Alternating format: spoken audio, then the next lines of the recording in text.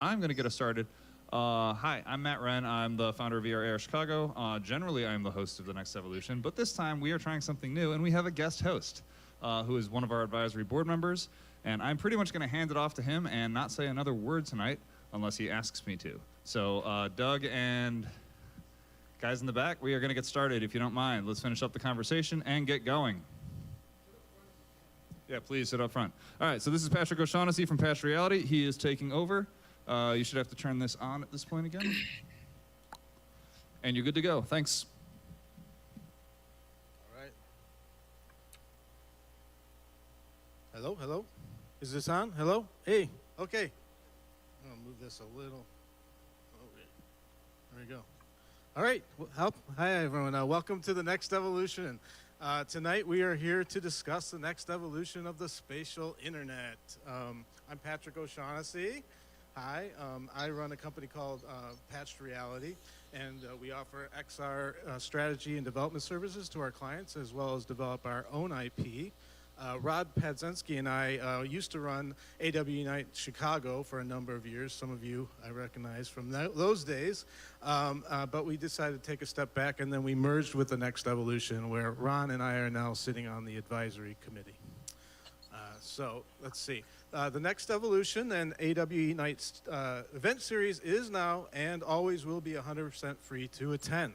However, it is not free to produce. So we do please ask you to consider donating to keep this programming possible. And there's a QR code right up here that you can use to do so if you so choose. That would be great. It lets us continue to provide this programming both live and virtually. Let's see. The Next Evolution is also AWE Nite Chicago. And there are more than 30 AWE Nites all over the world. And in addition to AWE Nite meetups, AWE hosts 3 major international conferences annually. Raise your hand if you've been to an AWE Nite, okay? Highly recommend it. It's definitely the event for XR. Let's see. Oh yeah, there's many opportunities to get involved with AWE at the in-person events, at meetups, and more.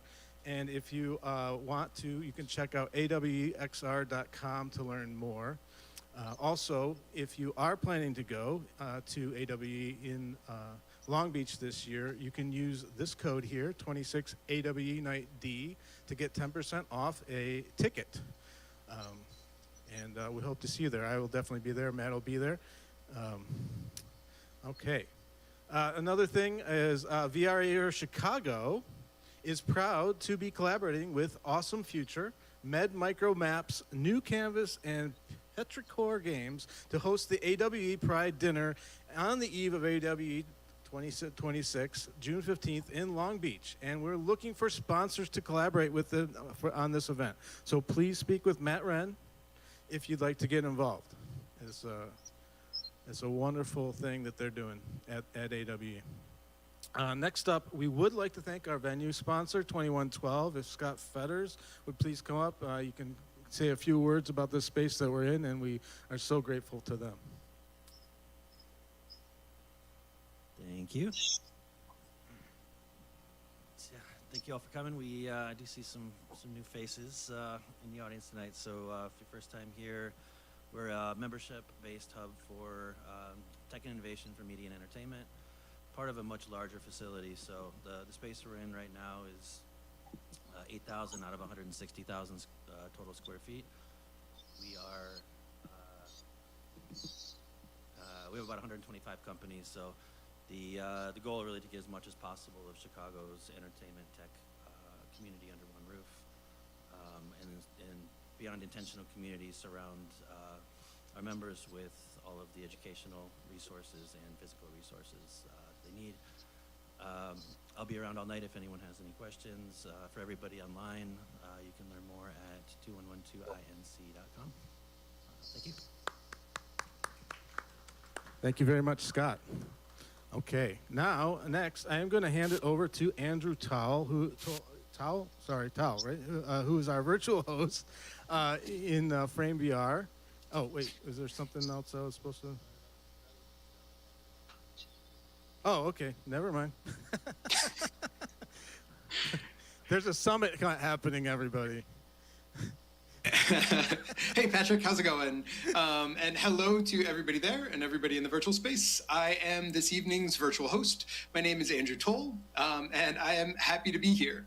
I'm an XR developer that got my start in mobile augmented reality, but now I'm focused on headset-driven experiences that bridge the gap between physical and digital for entertainment and education.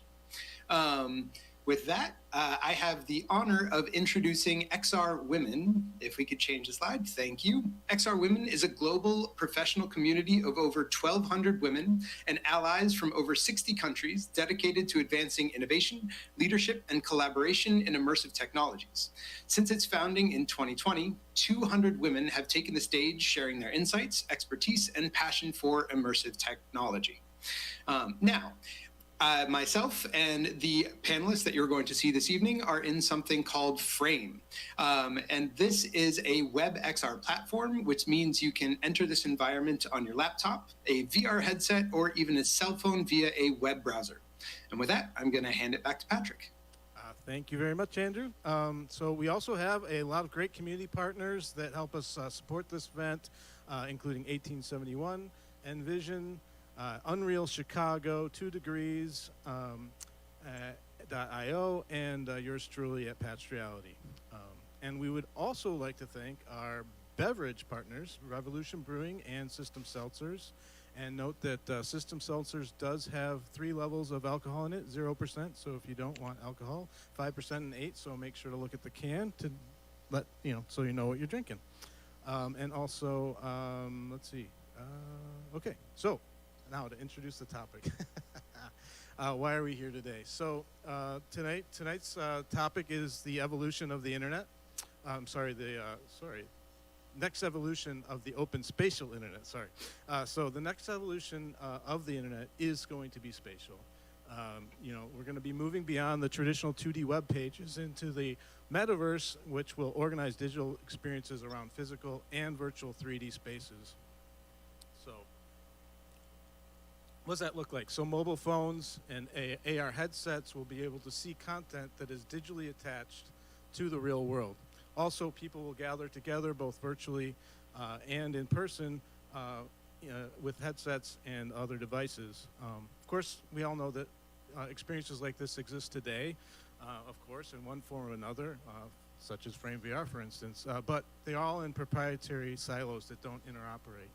And so to ensure that this spatial ecosystem remains open and interoperable, allowing anyone to host their own content on their own servers, or to, and have control over all that content themselves, the industry has been coming together to build standards and tools to avoid vendor lock-in.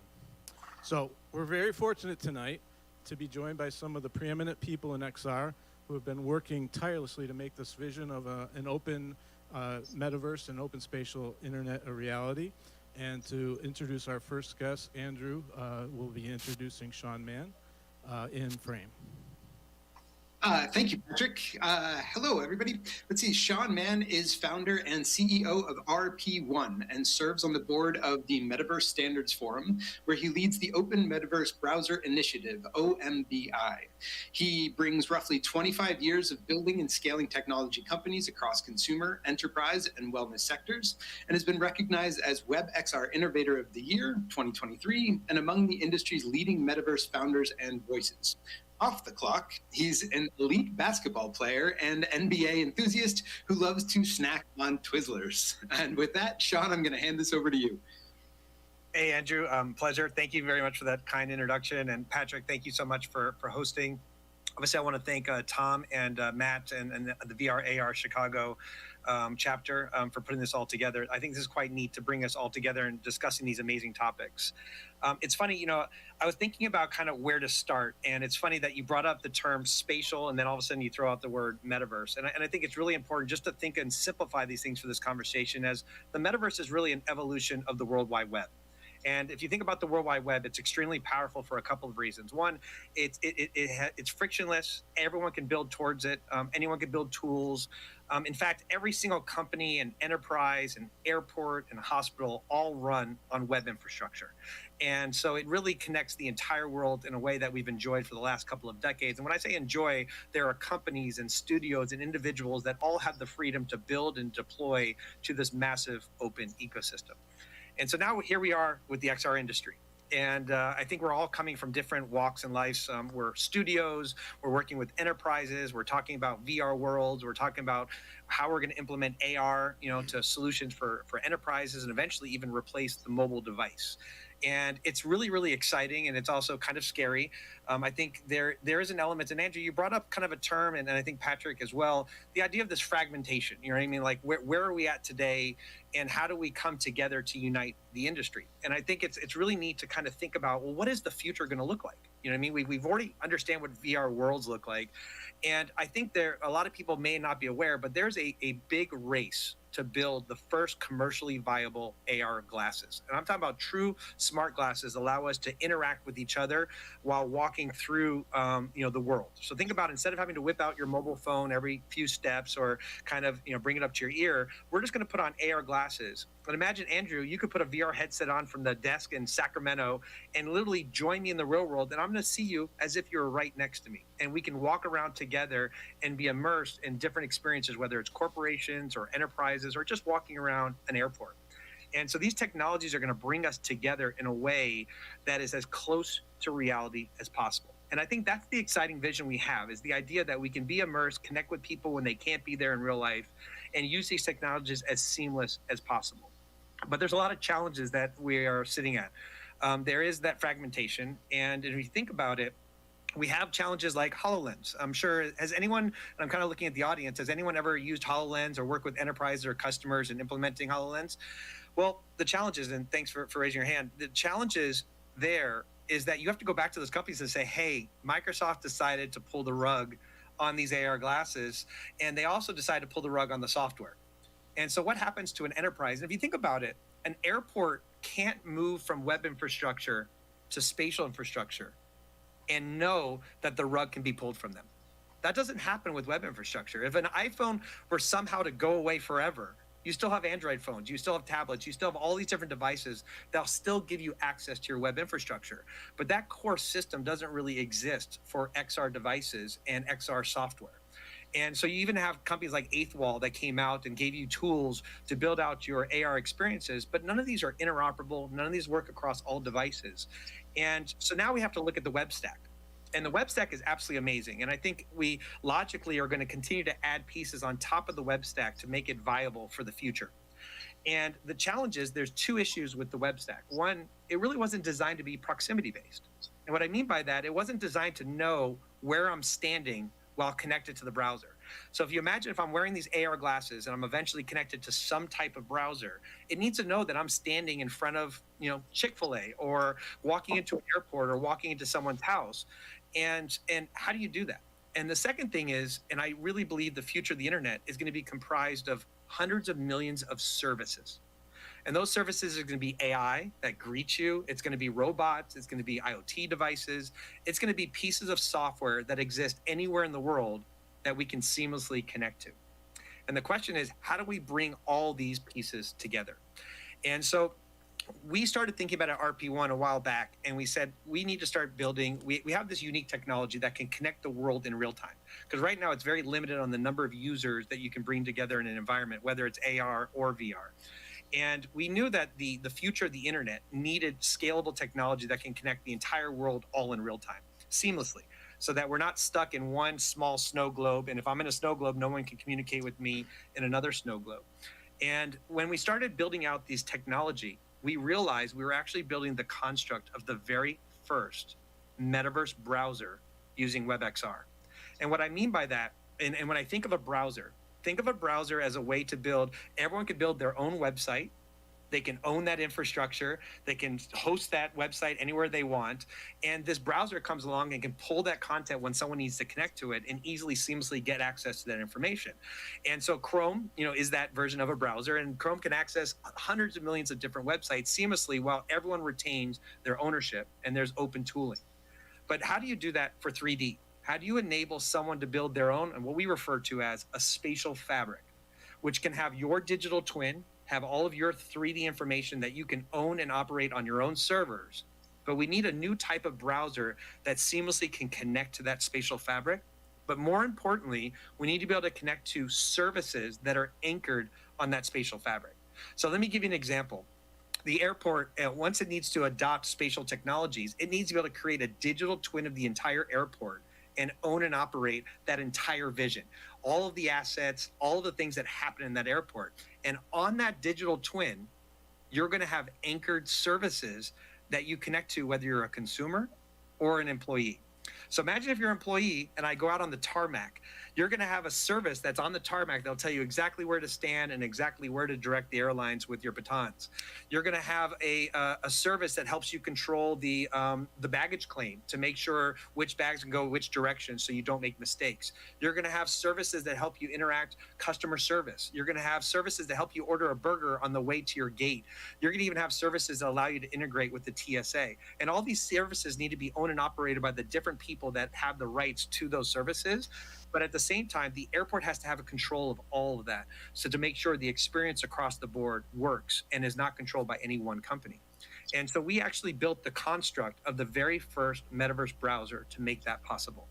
And we did it on WebXR because we didn't know the constraints necessarily, and built out a full global prototype that not only can you build your own virtual space and own and operate it on your own spatial fabric, but then RP1 actually provides the scaling services so you can interact in that environment.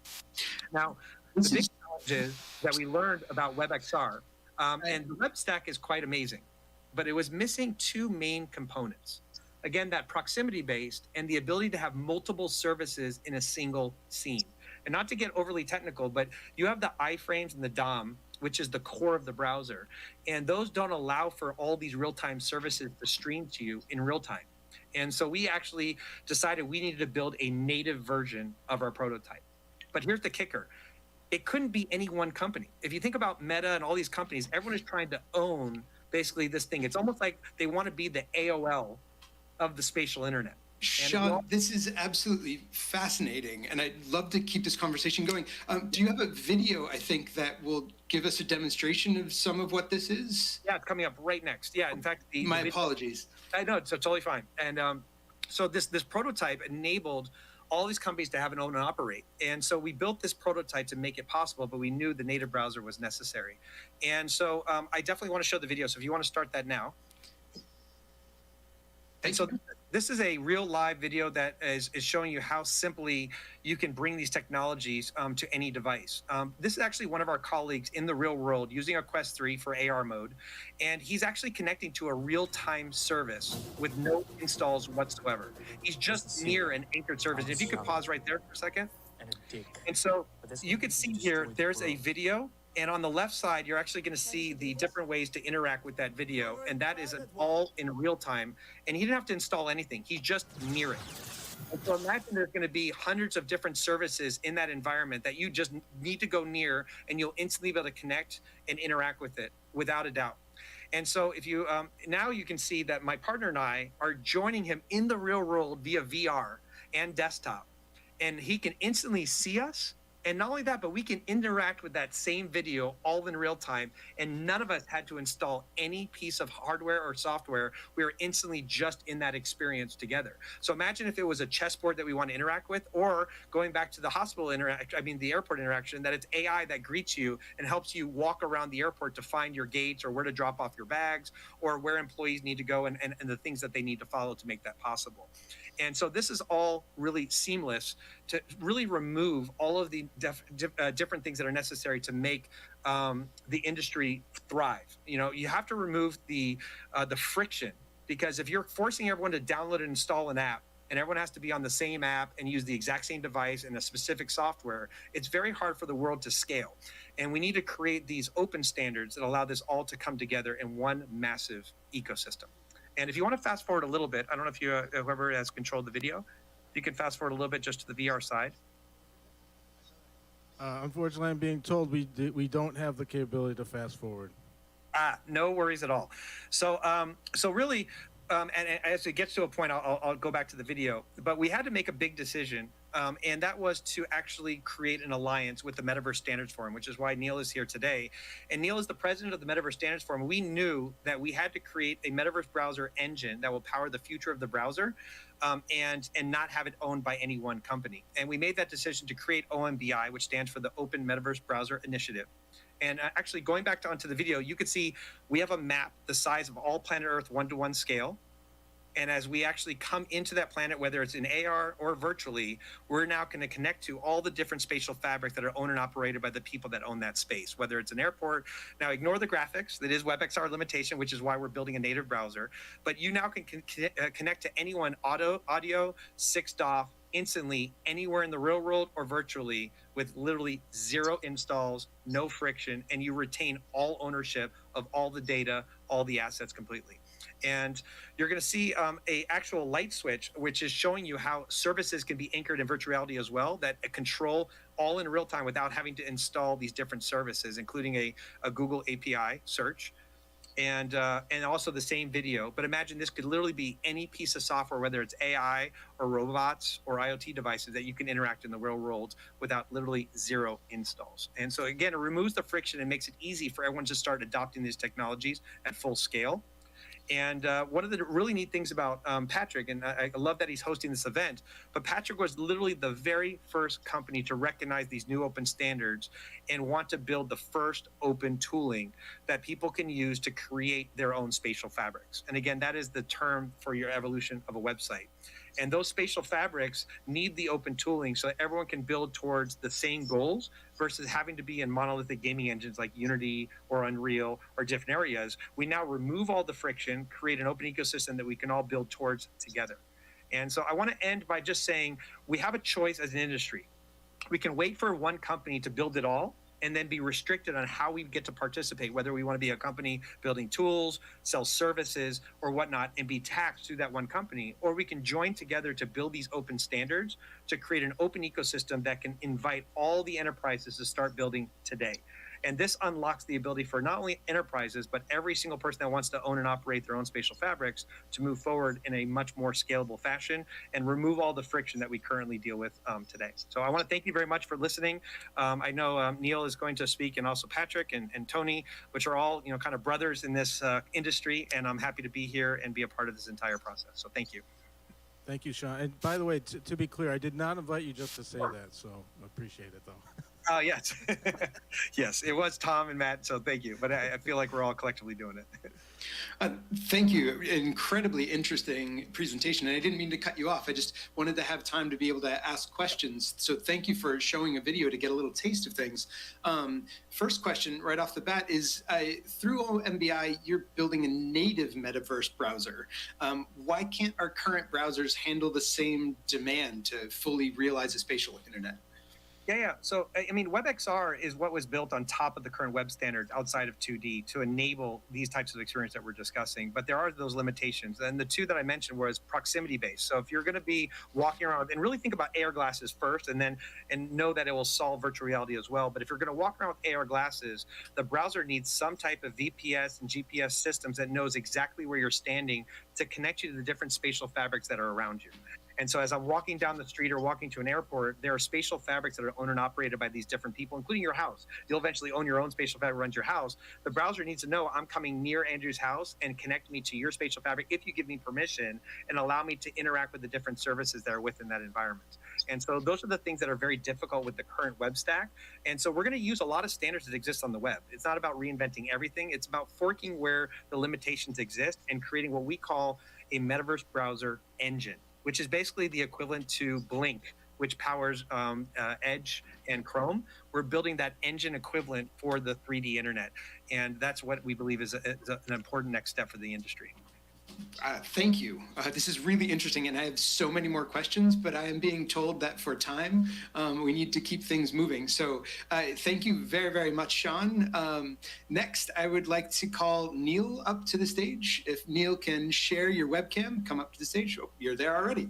Hello, everybody. Neil wears 3 hats and has been heavily involved in open standards for immersive for over 30 years. His day job is VP at NVIDIA, but he also serves as elected president of Kronos, the open standards group that manages GLTF, OpenXR, Vulkan, and WebGL. Among others, he's also president of the Metaverse Standards Forum, which is hosting the open source Open Metaverse Browser Initiative. And with that, I will hand it off to Neil.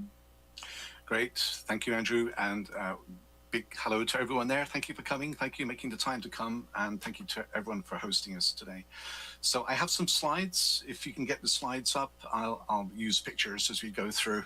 So as Andrew said, I'm involved with both Kronos and the Metaverse Standards Forum. I'm also working very closely with Sean on the Open Metaverse Browser Initiative. So I can provide perhaps a little more detail, a little more context around that. But I want to start by giving some information on the couple of organizations that are involved in building the metaverse. So if you can go to the next slide, the Kronos group has just had its 25th year. So I was like 3 years old when Kronos was formed. We've been bringing 3D and spatial computing onto a series of different platforms. We started with the granddaddy of 3D standards, OpenGL, bringing 3D as an open standard onto the desktop. Then OpenGLES brought 3D onto mobile. Then WebGL and GLTF brought 3D onto the web. Now OpenXR is bringing 3D into XR devices. And now we have quite a strong portfolio of modern APIs for compute, for graphics, for shading languages, and increasingly camera and sensor processing.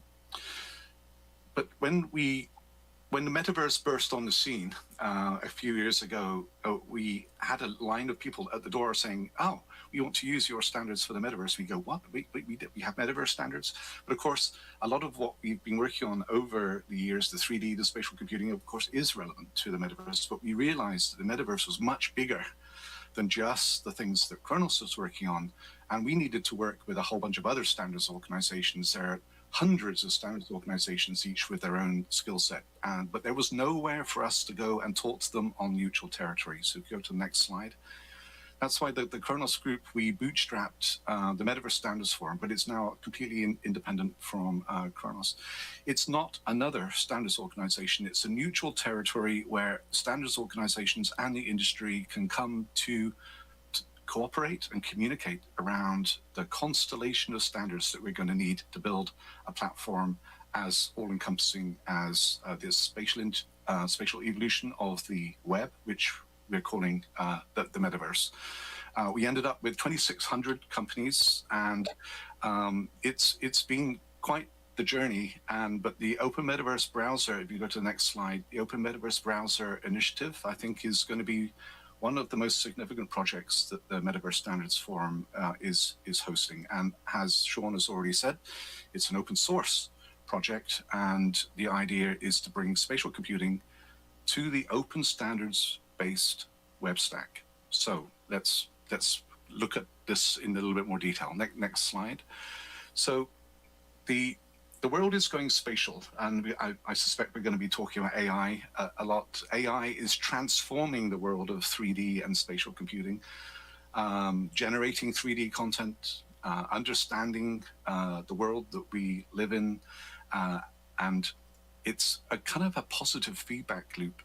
The kind of services that Sean was talking about are going to be needed not just by humans, but also embodied AI, autonomous devices, vehicles of various shapes and sizes are going to need these services, as well as people wearing smart glasses.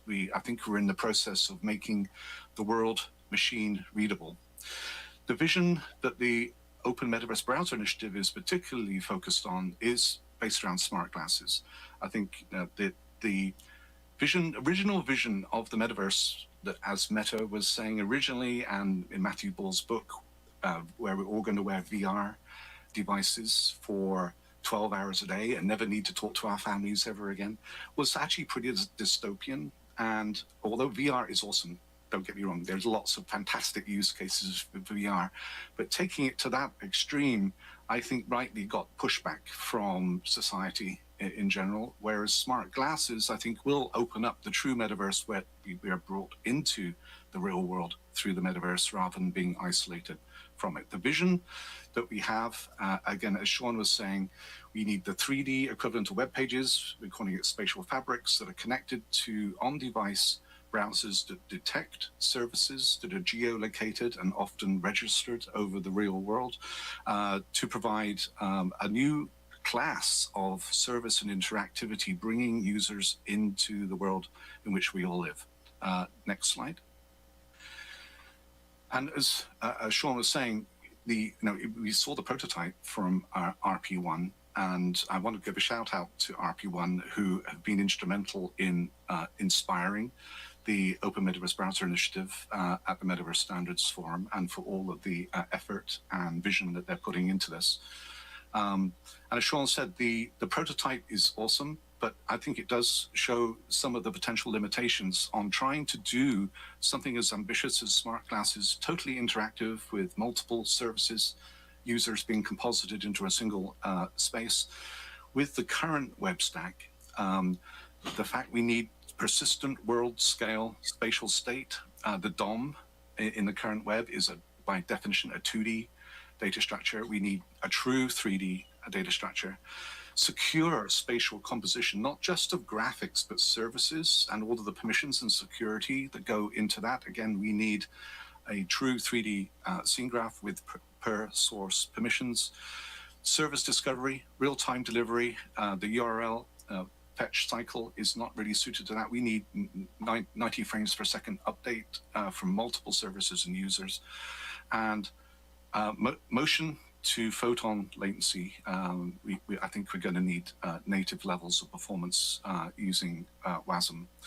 So how can we do this? How can we enhance the web stack? Now, of course, reinventing the whole web, that would be crazy. There's literally hundreds of thousands of man years have gone into creating the fantastic web stack that we have today. The minimum amount of work potentially is to build just the browser engine, the thing that is doing the thing that we want to enhance, and use the rest of the stack. And that's the intent of the OMBI. I will say, though, that we want to work. We realize this is ambitious. To have Chrome eventually have a new rendering engine with these spatial capabilities. And we want to work with the existing web community. We're trying very hard not to be naive on the amount of work that we're potentially taking on here and the adoption path we're going to need. We're going to need the buy-in of the whole community. And if it turns out that the OMBI engine turns out to be a test bed that shows that we can actually do it in the current web stack after all, then that would be a fantastic outcome, and that would be a worthwhile reason to undertake this project. So whichever way it works. But the current belief from RP1s and other prototyping is we do need to have a new kind of engine. So next slide. There's quite a lot of detail on some of these slides. I won't go through it all. These slides will be posted, so you can go and look at it after. So you say, well, you're crazy. What? Web engine, what does that mean? So Sean mentioned Blink, which is the current DOM-based renderer that is in shipping in Chrome. Each of the browsers has their own engine. There is already another engine sitting in your Chrome browser on your desktop. It's is the PDF rendering engine. So if you send a PDF to your browser, it's not Blink that's doing the rendering. There's another whole rendering engine. So we're simply saying, well, let's add another one for doing the spatial computing. So there is already a precedent for doing this.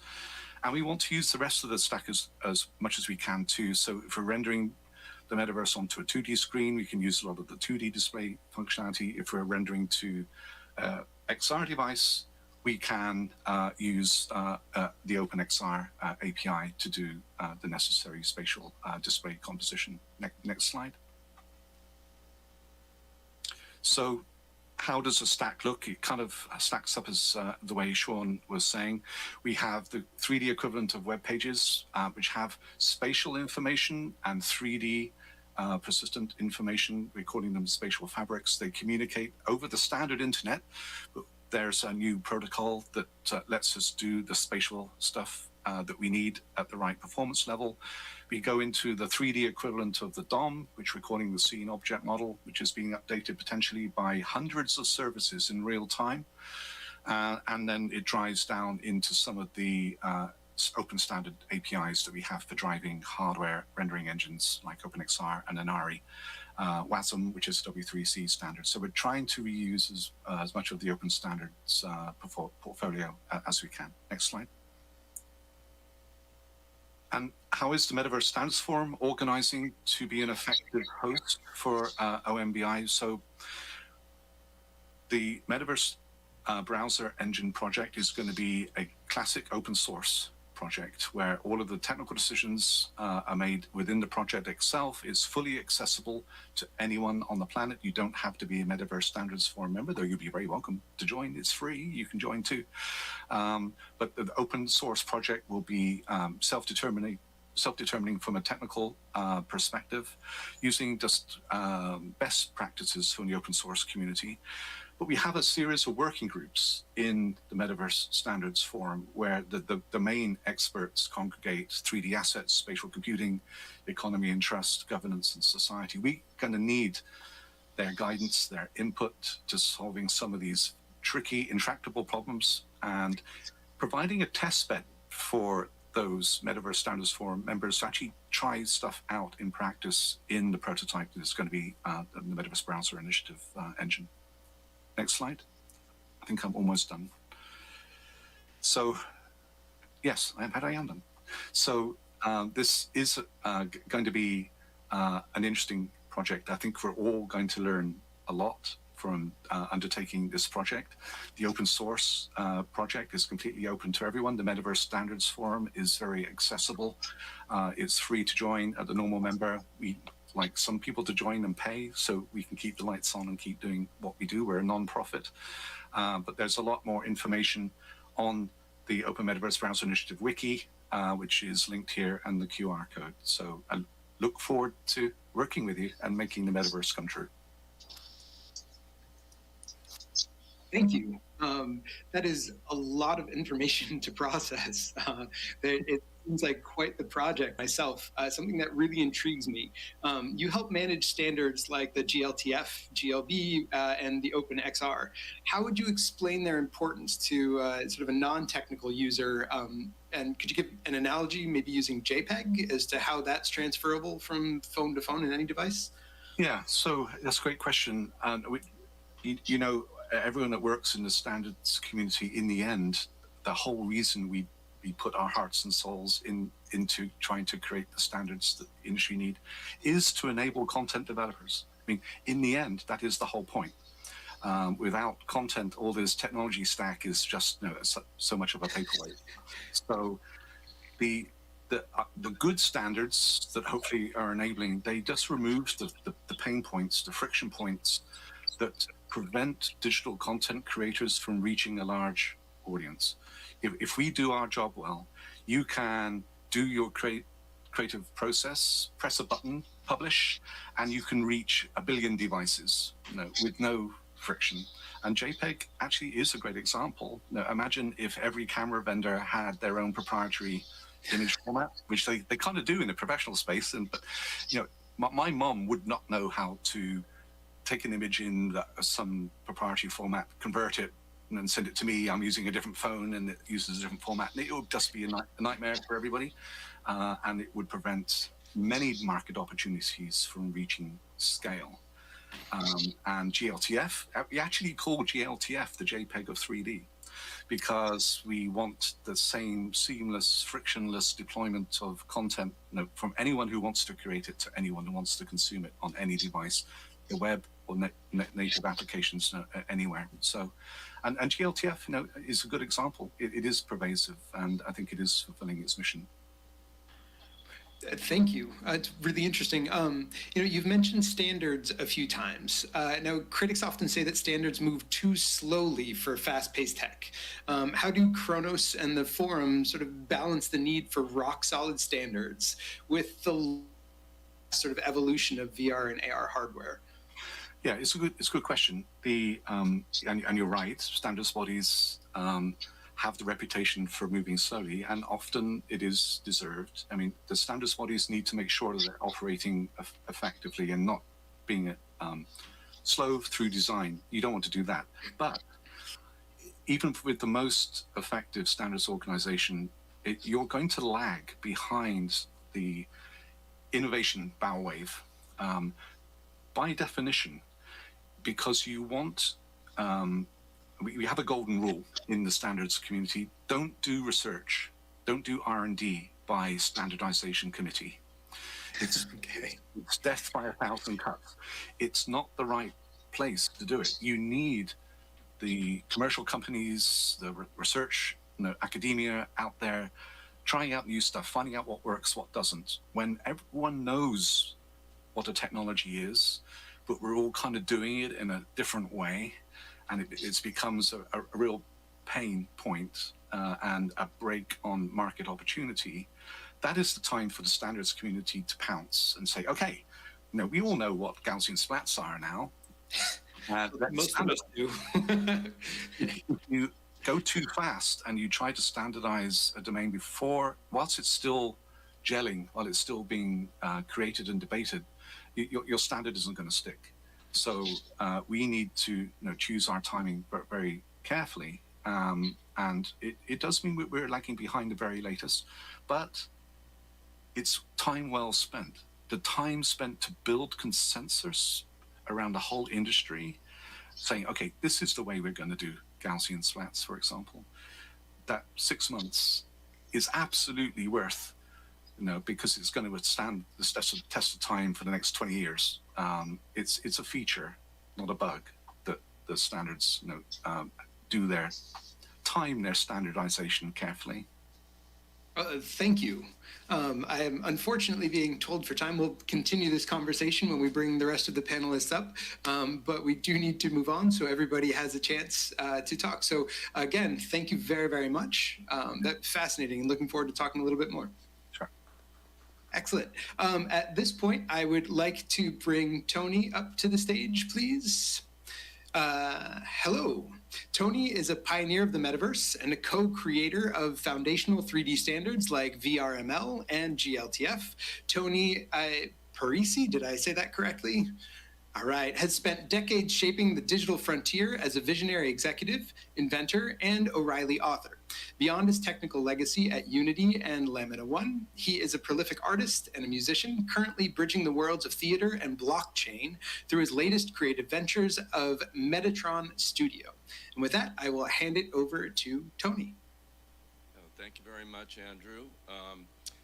So I want to share a little bit about a project that I've been working on, completely, until recently, very independent of what the Open Metaverse Browser Initiative has been about, though we'll start exploring synergies soon and probably on this panel conversation later. So I want to tell you about my project, Project Atrium. Can we go to slides, please? Okay, here we are. So in early March, I started this project. So you heard my background. I've been working in this world of web standards for a long time. I'm one of the co-designers of GLTF, actually, and I'm very bullish on how successful that has been in the industry and the world abroad. And I started having to scratch an itch. Next slide, please. And my friend Mark Pesci, who I created VRML with, sent me some Claude Code credits. And I decided it was time to actually try a vibe coding project.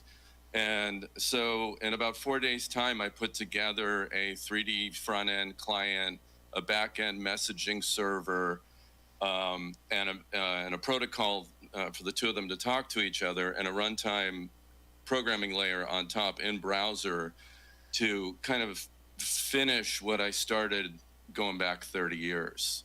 So we had GLTF, we have this wonderful content standard, as Neil said, the JPEG of 3D, if you will.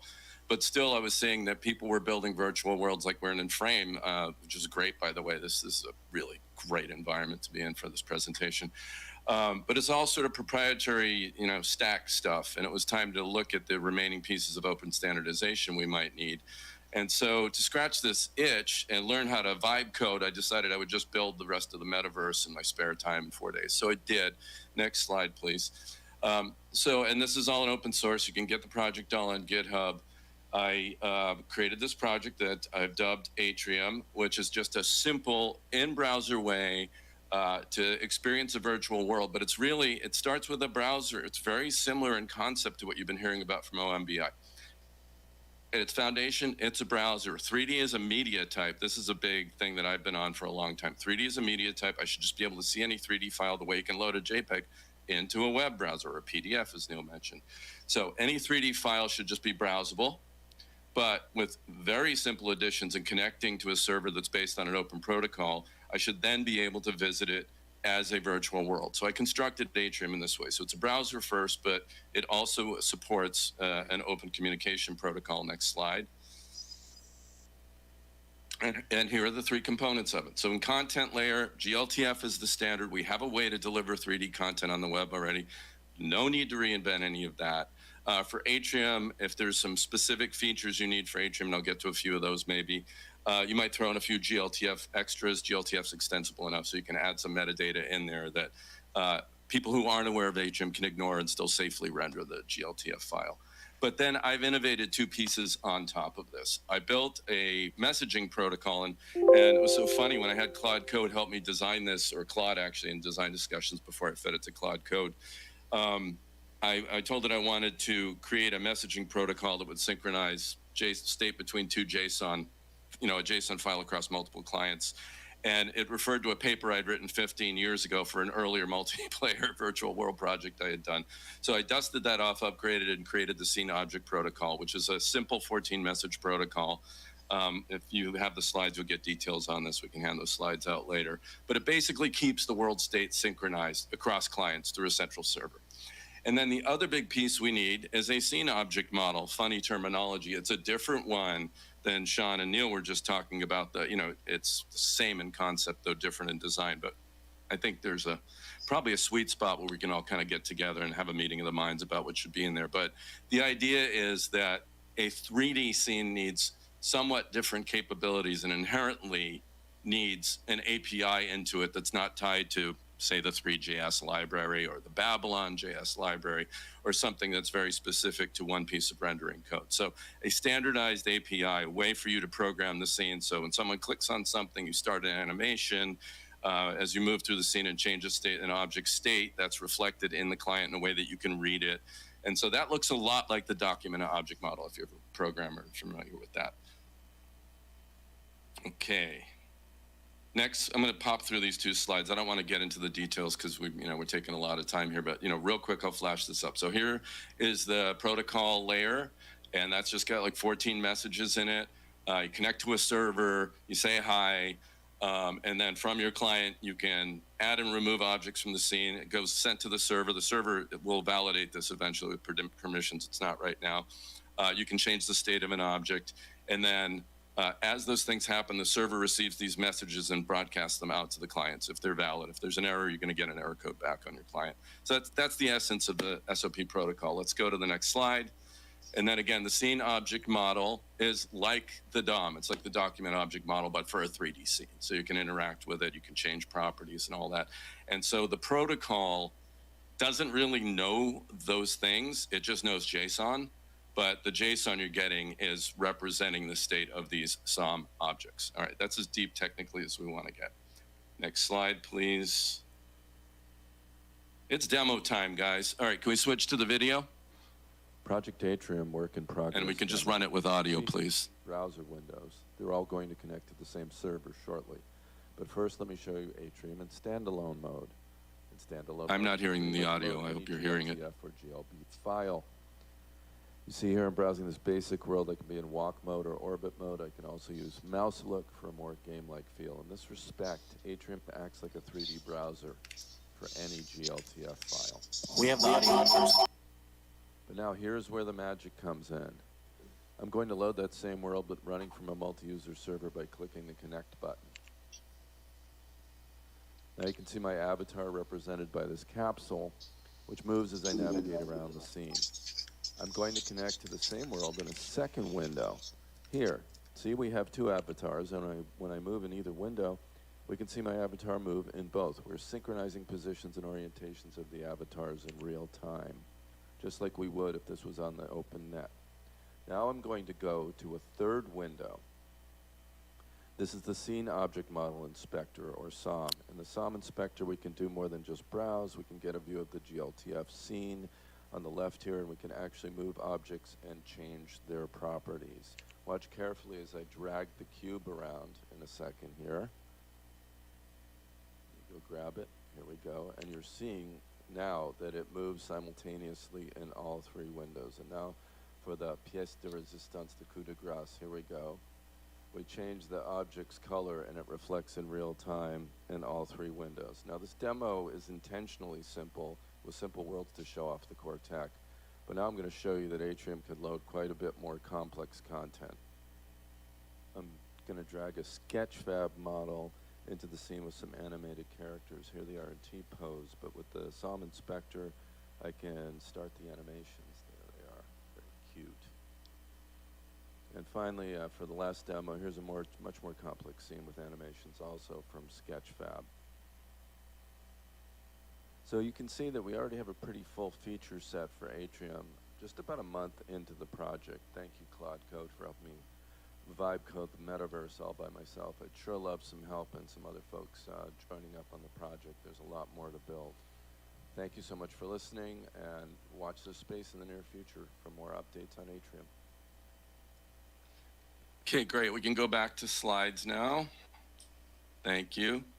We're going to just blast through these real quick. So yeah, there's a whole browsing system in there that's got navigation control. Neil, you might recognize some pieces of VRML from the past with the navigation modes, walk, fly, orbit kind of thing. There's an avatar control module that helps deal with, your avatar messaging and all that when you change your views. And there's a rich animation system that's actually adding some layers to GLTF because you don't have playback control and auto start and some things like that. So those are all, next slide please, those are all pretty cool features that are coming here. And yeah, pointer input system I just started working on. Ultimately, we're gonna move to some advanced stuff. Next slide. Yeah, so right now you can mouse over, you can get clicks and all that. But we've got a lot more to do. So yeah, Claude Code is an absolute revelation. I've done a bunch of stuff just by myself that at this point I'd estimate would have been me and a 6 or 7 person team for the better part of a year to get it to where it is now. And I've done that all in maybe 3 weeks of work. Obviously, I know what I'm doing, and I've worked on projects like this before, and I've been it's not vibe coding, it is AI-assisted engineering. I've been very, very ferociously controlling every bit of the design so far. I have to go back and do a smoke test and a bunch of QA soon, because I'm sure there's some hallucinating going on somewhere in the code under the covers. And in front of us, there's more work to be done. I want to add GLTF extensions like interactivity, physics, some external referencing so scenes can come from multiple places. Architecturally, this is very single-threaded. It is not trying to address some of the use cases that Sean and Neil have already been talking about, which are the future, and they're very ambitious and they're great. This is really intended for running in today's browsers and getting us the last mile to doing open metaverse coding for developers everywhere, so they don't have to worry about this stuff too much or be trapped in someone's proprietary avatar system and proprietary identity system and all that. So yeah, so I'm getting very close to where I would release this in some sort of alpha version of this. I would love some participation and other people helping. I think we've already got several stars on the repo and some forks already, so I'd love to see what people can do with it, and I really want some really good demo content now. Obviously, we got to get past the capsules and cubes, but I'm really excited about it. I don't have goals for it other than, again, I started this project by scratching an itch, if you will, and seeing what it would take to build that last mile of the metaverse. It's kind of exciting that the day I presented it was the same day that Sean and Neil announced this Open Metaverse Browser Initiative. That was like literally a complete coincidence, if there are coincidences in the world. So it's kind of exciting that this is all going on now, and maybe these two projects will start really fostering a lot of public dialogue around where we can take all this stuff in the future. So, you want to get involved. The folks who organize this event know how to find me. The URL's here. If you go to the one last slide here, please grab that URL to the repo. Next slide, please. There you go. and go check it out and put it through its paces and let me know what you think. Thanks, everyone.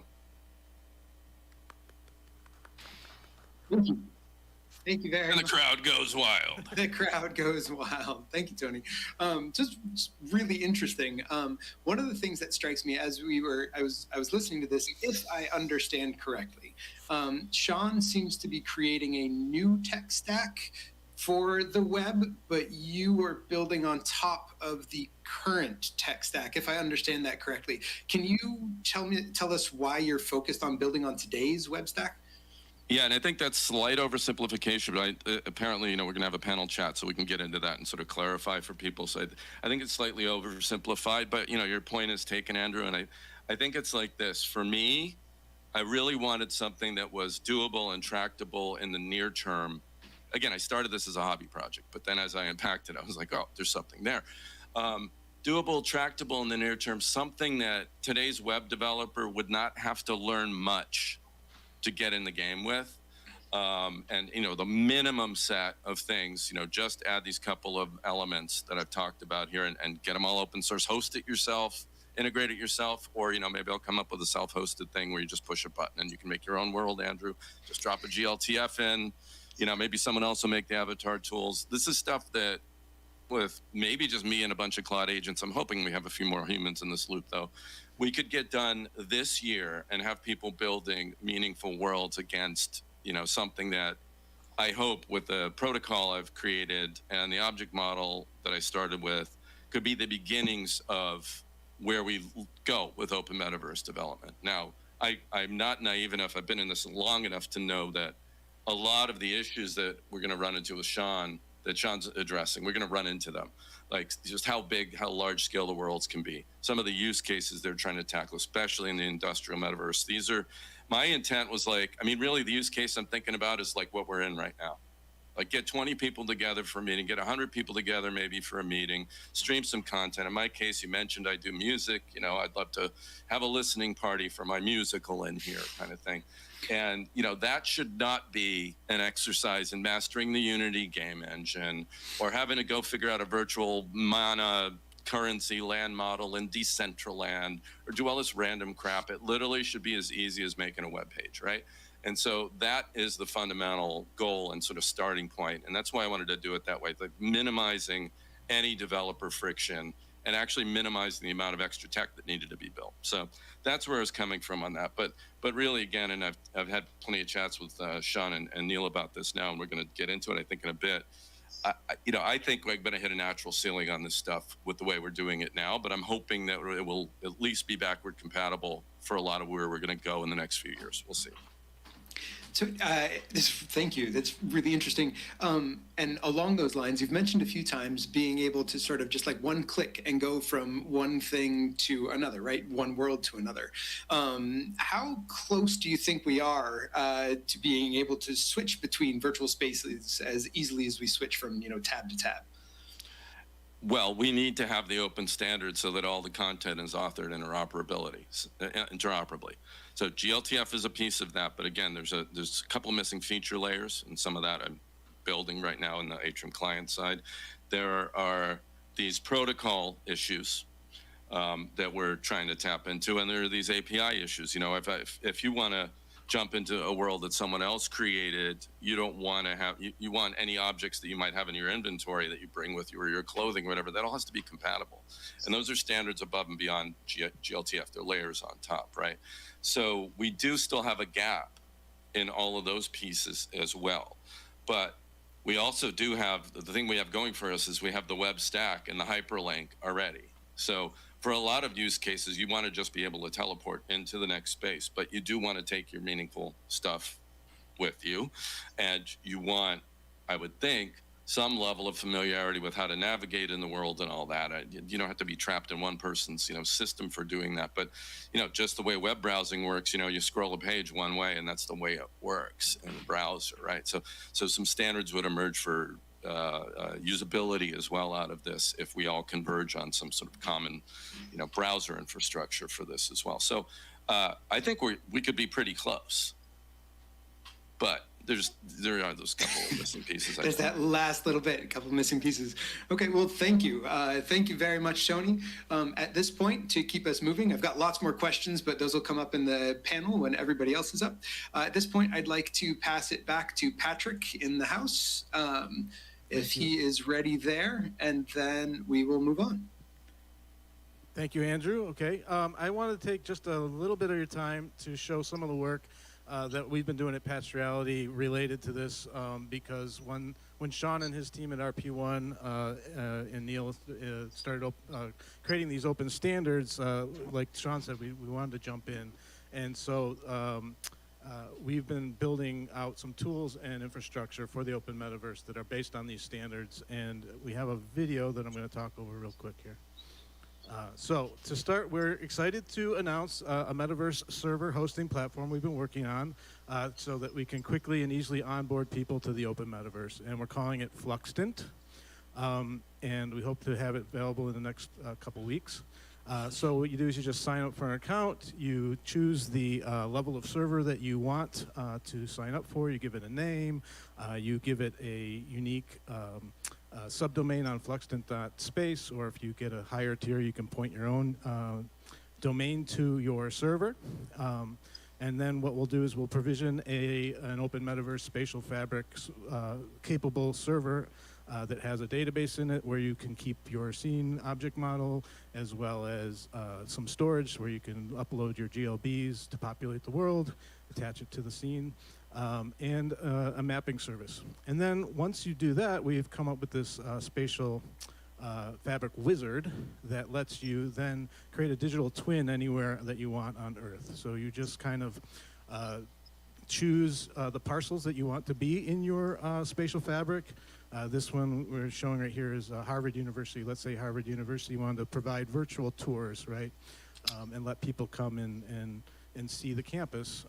This is what will give them a place that they can start. They choose all the parcels that they own as potentially also some of the ones in the surrounding area, just to give it some color. And then you just go ahead and you hit generate. And then what we'll do is we take some data from Regrid, from OpenStreetMaps, and Overture, and we pull all that together. You can give it a palette from these choices. Eventually, probably we'll have custom palettes that you can do. And we pull all that together. We create a 3D representation of the streets and the buildings, etc. That pops out the other end, and that gets pushed onto your Metaverse server. Again, this is a server that you own, you control, and you can do with whatever you want. And then once that's built, you can preview what you built in another tool that we created. This was the first tool we created, which is called Manifolder. And Manifolder is basically I don't want to call it a browser. It's more like a navigator and a viewer for spatial fabric content. So you can point Manifolder. You go there today. It's at patchedreality.com/Manifolder, but it's also open source. You can go to the GitHub and contribute bug reports or source, tweak it to your heart's content. But what Manifolder does is it lets you see the 3D hierarchy, the hierarchy of the objects that are in your fabric, as well as preview the 3D content, how it would look. And then also, once you have this, what you can do is you can connect the other tool that we created called Manifolder MCP, and that lets you take your favorite LLM like Claude and talk to Claude and tell Claude, hey, what I'm doing here is I want to park my car at Harvard Yard, right? Because it's Harvard. So I said, go find me some cars and Sketchfab using the Blender MCP, and then using the Manifolder MCP, go put those cars in the student parking center for me, because I want to add some color to this scene. So Claude did that. It went out, and I said, okay, if you find a group of cars, that'd be even better, and then we don't have to worry about layout. So Claude went off and did that. And then after a couple of back and forths, I said, okay, well, the cars are below street level, so raise them up. They're little tiny ones, change the scale. And all of this was just me telling Claude, and Claude, through the MCP we created, understands the spatial fabric. It understands the hierarchy. It was able to find the parking lot. It was able to upload the GLBs to the server without me touching anything, and then also lay everything out and put properly parent it to just with a text description. I told it, find the parking lot. It found it. And then the other nice thing about Manifolder is it is real time. So as Claude is doing its thing and adding and massaging the world, you can see in real time the objects popping in, etc. This was just me previewing the blender that it had found. So the other thing to note about this is just that once you've created this campus, then you can connect it up to RP1's map if you wanted to. And then that way you can walk around on your campus and talk to other people, see their avatars.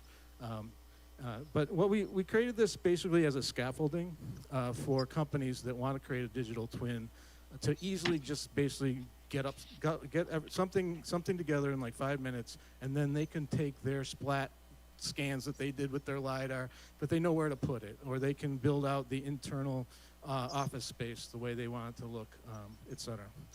So anyway, if anyone's interested, you can talk to me afterward. If you want to kick the tires and be a beta user, you can check, just hit me up on LinkedIn. And if you want to see any of it, I'll show it to you after the show. But anyway, that was just, I thought I would give a little overview of what we're doing just to show that to Sean and Neil and Tony's points that we need to be able to let anybody do do this stuff and not be beholden to the metas of the world, for instance. And with that, I think we can go into we're into the audience Q&A and panel discussion. So, and maybe I'll just kick it off with the first question to the group. Well, hang on, before you get there, let's talk briefly about how this works. Oh, right. Yeah, sorry. Yes, Matt always does this overview thing, and I don't have that script in front of me right now. So that's okay. I'll go over it real fast. So just so you guys are aware, again, for some of you who haven't been here before, we have audience both here in the physical world, there in the frame environment, and also on YouTube, watching on the AWE channel. And questions can come from anywhere. So here in the physical world, raise your hand. Patrick will call on you to ask a question. I'll bring you the microphone so that you can speak into it, because ultimately, if you don't have the microphone, the people in the virtual world can't hear you. I did notice that there was some decent audience in the virtual world, so Andrew can kind of watch for the virtual world, and if there's a question, he'll let us know. If I see Andrew either like waving frantically on the screen, that's one way to let us know. Otherwise, he can raise his hand, and I think we'll be able to see that. And then Tom here will text us and let us know if there's a question from the YouTube, and then we can read that in. Yeah. So, and I'm going to throw in one more wrinkle in that's a little off format. Is the panelists should also feel free in this session to ask each other questions. Oh, absolutely. Because we have some luminaries here, and I'm sure you all have questions of each other. So is that? Yeah, no, that's good. That's okay, good. cool. Absolutely, absolutely. Yeah, panel. Yeah, you guys definitely feel free to talk to each other. Sorry. That's okay. Responding to a different note. Oh, okay. Well, I wanted to kick it off with one question just to the group in general, because I think one thing we haven't quite touched on is, we talk about, attaching data to the real world and being able to have maybe hundreds, maybe thousands of services be available at the point in space where I am. And I don't know if has anyone raise your hand if you've seen Keiji Matsuda's Hyper Reality. It was a film. If you're in the XR space, you've probably seen this, but it's basically this very dystopian view of like all this advertising popping up in people's faces as they're walking around the street. And so I guess I want to just put it to the panel.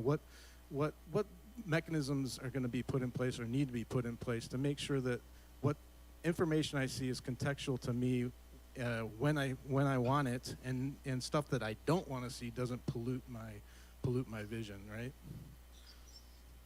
And I guess why don't we start with Neil? I guess from the standards standpoint, what do we need to put in the standards to make sure that's a reality?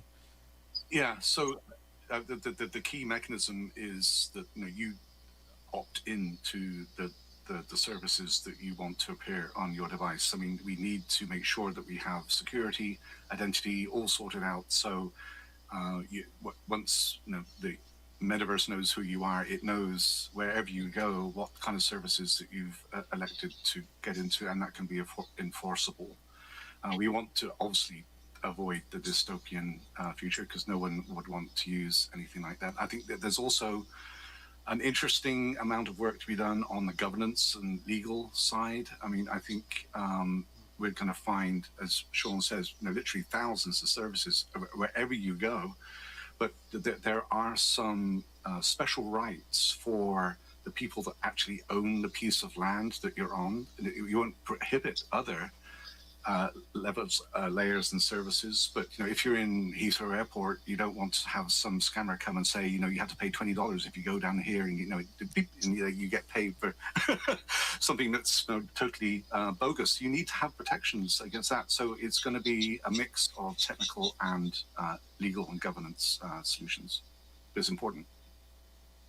Yeah, I'll add to Neil's comments, and then Neil hit all the points. And I think there's a couple other ways to look at it. And I think it's actually looking at how we use the web browser today, right? When we go to Amazon.com, I get to choose what web pages I want to look at, what chat rooms I want to interact with, the people that I want to interact with. I can leave those web pages on my doing. And I think the similar thing is going to be in the same parallel. I think as I move around using the browser, it's my choice as the browser user on what I want to interact with, the content that I want to immerse myself with, and the people that I want to speak with or be with in those locations. And so I think it's a combination of UI controls that allow you to have the controls of what you see as you move around an environment. You can pick and choose the different spatial fabrics that you want to interact with. And so it really is the choice of the user of the browser, and give that the power is more important. While the spatial fabrics have ownership. So as I'm walking around that airport, each and every one of those stores and baggage claims, all these areas have ownership of the services they want you to interact with. But it's my choice if I want to engage in those services in every aspect. So I think that's a part of the user experience and all the different measures that are based on the new browser. I'll chime in for a second. Yeah, of course, amen to all that. So 4 of my 6 years at Unity were in the advertising group at Unity, where I pioneered and in fact have a patent in augmented reality advertising using mobile web tech in-game. So in Unity's game business, they make more money with game advertising than they make selling their engine. You may not know that. So they power a lot of mobile game-based advertising. The thing is, that is an interstitial moment typically where you've crashed out of a game level and you want to rewards so you can keep playing. So you're willing to watch an ad in order to do that. You see the ad, it's usually for someone else's game. You install that, and the company that hosted the in-game ad gets paid. And the company that got the new user pays, right? It's an advertiser's dream for stuff like that. It's an advertiser's dream for some of this augmented dystopian stuff that you were citing, Patrick, with Keiichi's movie. It's probably naive to think that some brands aren't going to try and some companies aren't going to try to have an advertising supported model that's going to have these kind of ethical implications. So, to Sean and Neil's points, I think permissions are going to be everything. Ownership's going to be everything in terms of having control of that and avoiding scammers. But you may enter as a navigator of these this brave new world spaces where you're just going to get crushed with a lot of advertising content. I mean, it was a predominant Web 2 model, for good or ill, and I can't imagine that's going to completely go away in the metaverse. Okay. Yeah, I agree. I mean, some services absolutely are going to be advertising based. I mean, that's not going to change. That's a fundamental law of the universe. But each hopefully will have the choice to go and do it that way or not. Yeah, and I think if you have the control to turn off an environment, and Tony, by the way, your comments are spot on, and we've been blessed with all the advertising on the web for decades, however you want to look at it. I think the metaverse, if you have control of what you connect to, let's say if Walmart decides to berate you with advertising, and I, with one click and say, I don't want to be connected to any of this content, then you lose that trust and the ability. So I'm hopeful that a lot of the enterprises and airports and things that are more commercialized are going to pick and choose how they allow advertising or things for you to interact with. Because if you choose to turn that off, then they're going to lose that engagement or your ability to immerse yourself with those pieces. So I think there's going to be checks and balances. I also think the identity piece is huge. We have an opportunity by building a new browser to really think about identity that is browser based and not in the third party control. because if I need to go to nefarious content and they're going to choose what age group allows just by clicking a button saying, yeah, you're 18 and you can go in, that really doesn't solve the problems that we've inherently kind of inherited with the web. And so I think with the browser, and we actually put a 100-page architectural plan out there that addresses some of these things by actually looking at identity and incorporating that into the browser, where you can actually control, where you can safeguard your information as you move around, but also have control of the experience that you have. And I think that's vital for these types of 3D experiences, because you don't want that dystopian view. I mean, if you watch the video and watch all the content just drowning in you, people will run from these AR glasses in about 2 seconds. But if you can control the things that you want to interact with as you move around, if I don't want to only see navigational software, I should have that ability. If I want to only, as I walk into Walmart, say, yeah, I would love their help, and I can now connect to their content, and it's there seamlessly, then it all works out really nicely. So I think you just have to think about the things in the past and hopefully solve for the future in a way that we can control.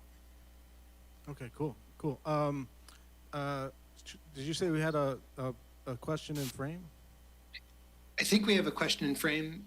John, do you have a question? If you do, could you turn on your mic and your megaphone and please ask? Okay, I clicked on both of them. Basically, I have an application that I'm trying to develop. My day job is a county surveyor in LaPorte County, Indiana, and I'm sitting on approximately 2 terabytes of survey information that is accessed by the public. Their typical question is they'd like to find the boundaries of their parcel so that they can put up a fence, for example. And currently it requires a human to access because of the legal description that has been in use since the 1700s.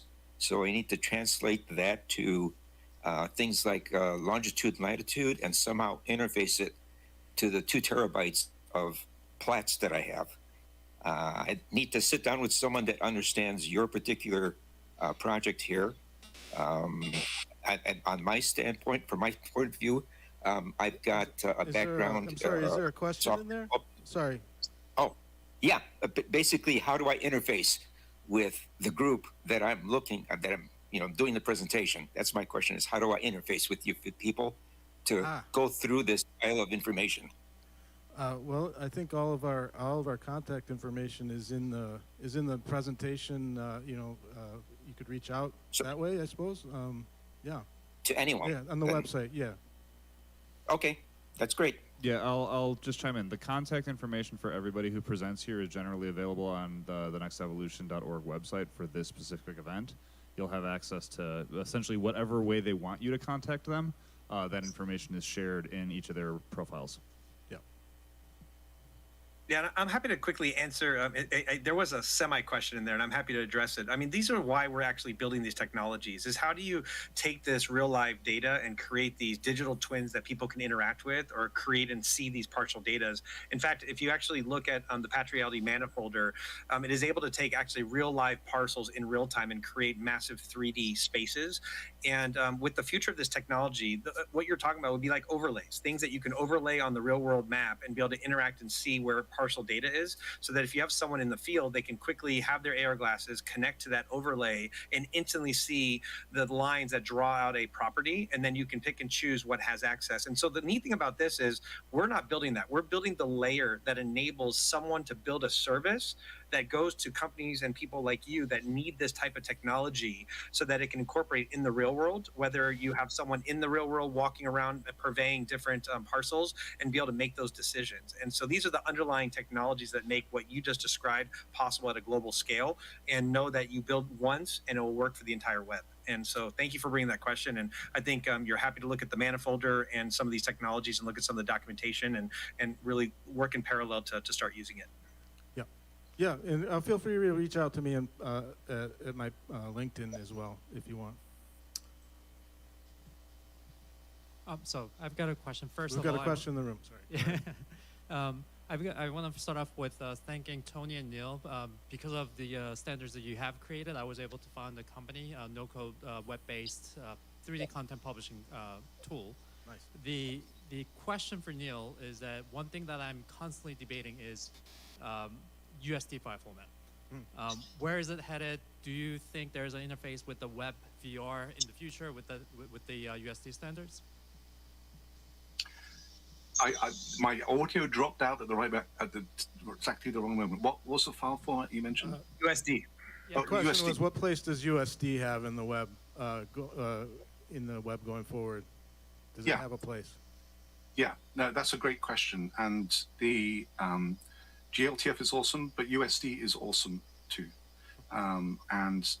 Actually, at the Metaverse Standards Forum, one of the working groups that we have is specifically focused on encouraging cooperation and communication between the GLTF and the USD communities. And I think it has had a really beneficial effect. Those two communities could have started competing, but instead, we are deeply cooperating as we both evolve our roadmaps. We're trying to do it in a compatible way, so people can transition between the two formats in an easy way. The industry benefits.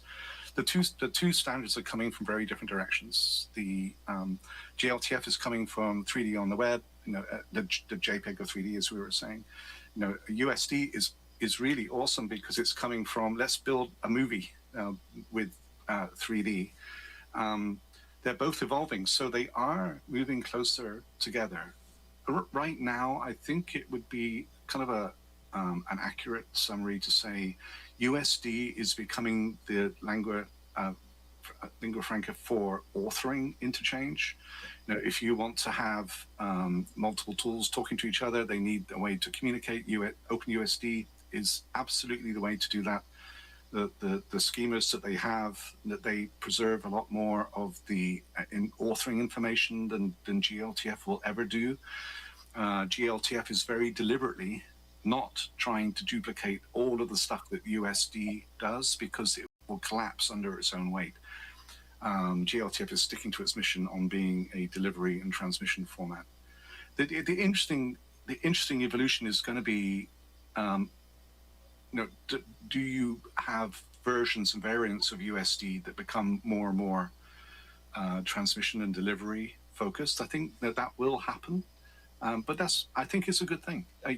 We have, if you go to Wikipedia, there's approximately 2,000 different file formats. We can afford to have 2 3D ones. But I think it is actually healthy that each of the standards organizations has a pretty well-defined mission, and we're working together to make sure that people can hop between the two to suit their own tool chain and their own deployment pipelines. Yeah, I'd like to add to what Neil just said. Also, in thinking about the Metaverse browser, we see USD as potentially, like you said, an authoring tool. And then once you build out your scene, you can deploy it to a GLTF that will be actually on your spatial fabric sitting on your server. So everything can stream really well on the web. And so it's the neat thing about building a open Metaverse browser engine that we believe will be an evolution of Chrome or an addition to Chrome is that there's open tooling. And so you have the ability to not only create AI tools, but also use existing standards as long as it complies with the streamability. And that's the biggest challenge in building a browser is everything has to be real time. When you open up a web browser, what's magical is I click one button and I'm instantly on a website, instantly see data, I instantly connect to people. And right now, if you think of XR, I'm stuck going through platforms where I have to go through many steps just to get to the content. And so the great thing about USD and other authoring tools is that they'll have the freedom to build and deploy to the open standards of the new website. And so that everyone can pick and choose the different things that they think they're more suitable for their experience. Cool. Oh, go ahead. And the other potential here is USD being used on the server side. USD potentially has a big role to play in hosting spatial fabrics with all of the flexibility and authoring power. So I think that's a rich vein that we should explore. Okay, we have another question here in the room. I was just curious, looking back. I don't know what. Sorry, I was just curious, looking back like 10 years ago. Mozilla Hubs was out there, and you could easily drop in GLB, get 50 people in a room, add things to it, yada yada yada. Like, where is this an evolution from that? Obviously, the spatial and the 3D world, the real world and 3D world overlaying, which is amazing, really close to my heart. But just kind of looking at that was created 10 years ago and where we are now, kind of that history and how we got from there to here and the difference. I mean, I think. Go ahead, Tony, if you want to go, but I'm happy to answer. Take this one to start. And don't get chime in, but, Oh. I mean, Mozilla Hubs is just part of a long line of projects that they just never really got the cost benefit aligned in a way that made sense for everyone. And they never really made it open enough so that it was a full collaborative project on the platform side. Might have been easy to create, congregate, and do all that. But even though it was all built on web and built in a browser, it was still built on some ad hoc infrastructure, not principled, not standardized, the way we're talking about doing now with these respects to projects.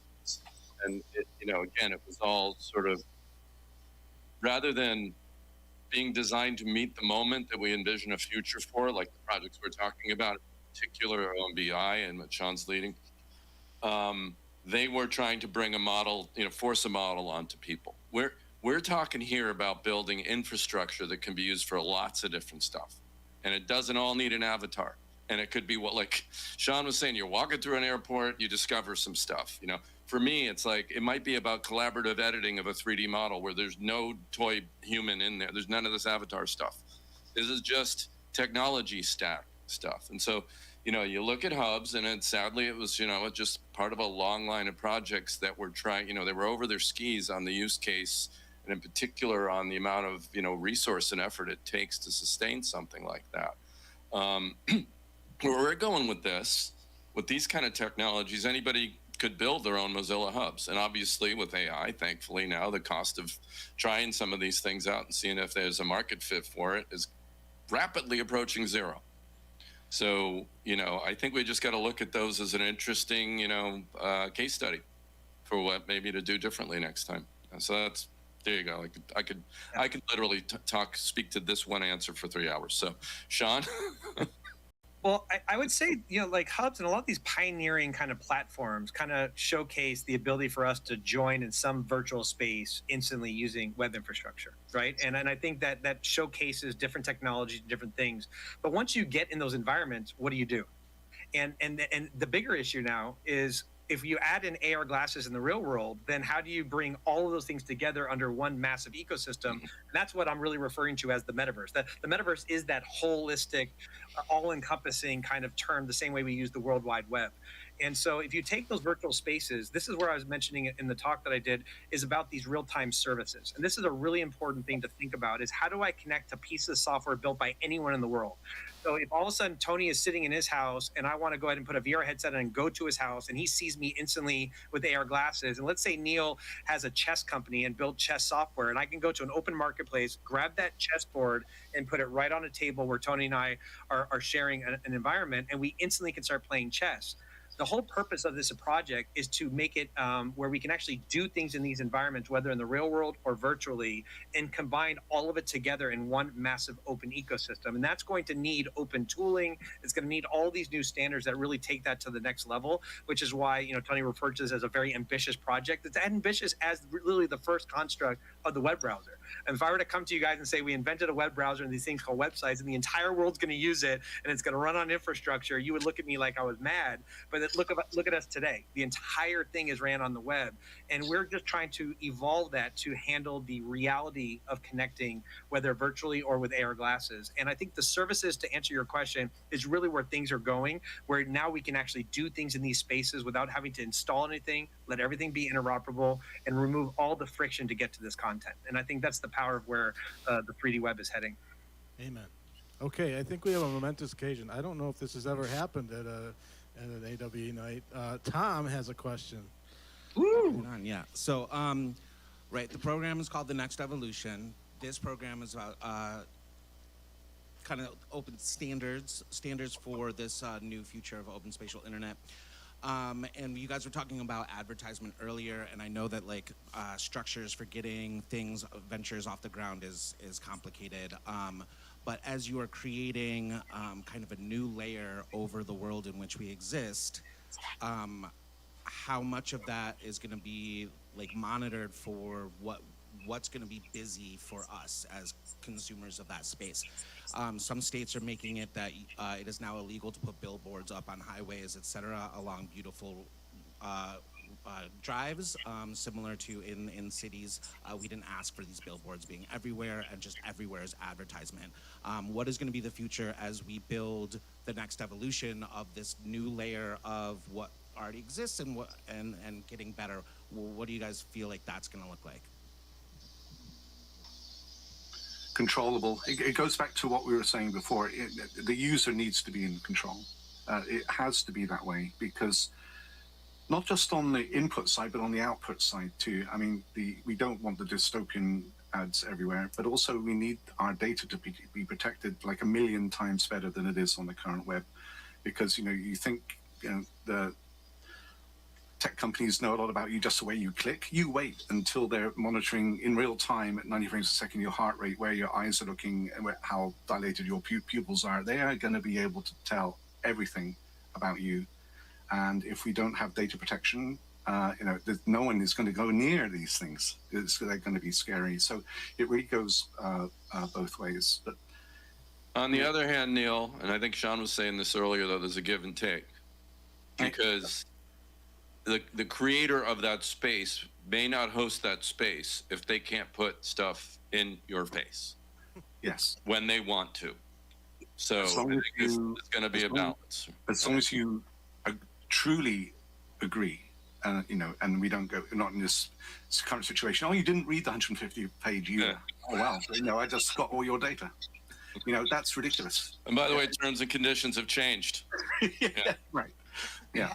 I think the metaverse and the metaverse browser and these new standards allows us to look at the problem and solve it from the ground up in ways that we couldn't do with the traditional web. And look, advertising has a meaningful place in this ecosystem. I talked about this in an article that I wrote previously, that if you went to all the Facebook users and said, hey, give me $50 a year and you can keep all your data, the vast majority of people say, no, you can have my data and I'm happy to see your advertising. I don't want to pay for the service. Thank you so much. I want it free. And then the question is, well, then how does Facebook make money, right? And so I think there's somewhat of a necessary evil with some of these things. So it's not necessarily the big bad wolf. The question is, how do we look at it from a new lens where I think a lot of people don't mind seeing advertising as long as it's things that they enjoy and they want to be they want to know about new products and things that will affect their life that they're excited about, because it's hard to get this information. But more importantly, as I walk around a Walmart, I walk around these different locations, there's an opportunity for services. So to be advertisement based that could be anchored in different areas and gives the consumer the ability to say, I actually want to know more about this product on the fly in real time.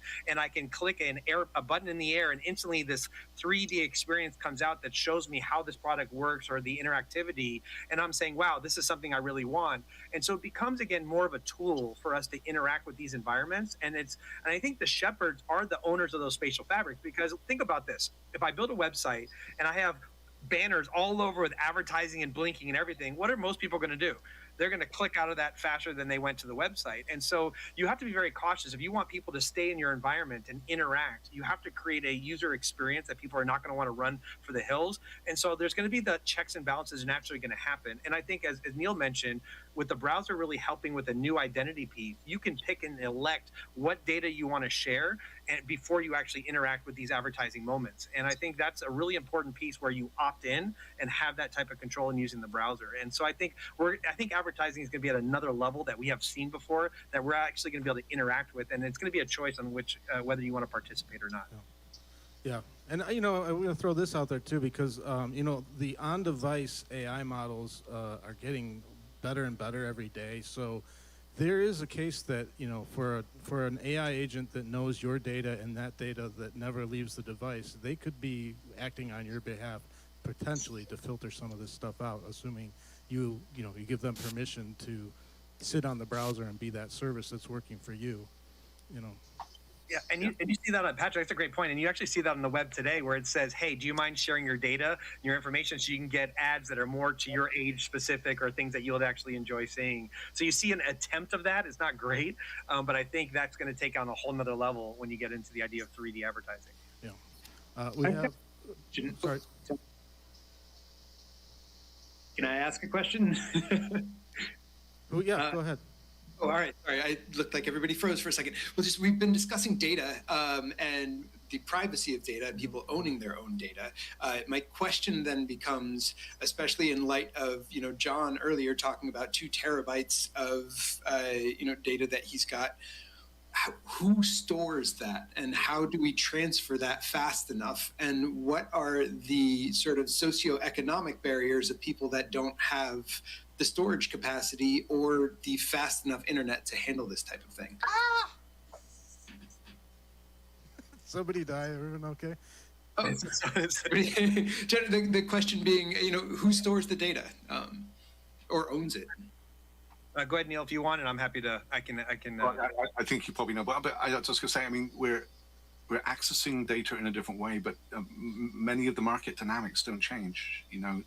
There's lots of data. People have lots of data now. People paid various services to store and provision their data. That won't change. There will be more data, by orders of magnitude, but I'm not sure the fundamental dynamics really change. But Sean, I'm interested in what you think. Yeah, I think data is a really important concept that you have to realize why these open standards are needed. Right now, if you go to the AOLs, and I look at it, and I don't want to knock Meta. I think Meta has done a real big, important service to the entire XR industry. It's educated people on technologies, but they took it a step further while saying, we're going to try to own and create this ecosystem. Very similar, and I kind of in parallel, it's just like AOL.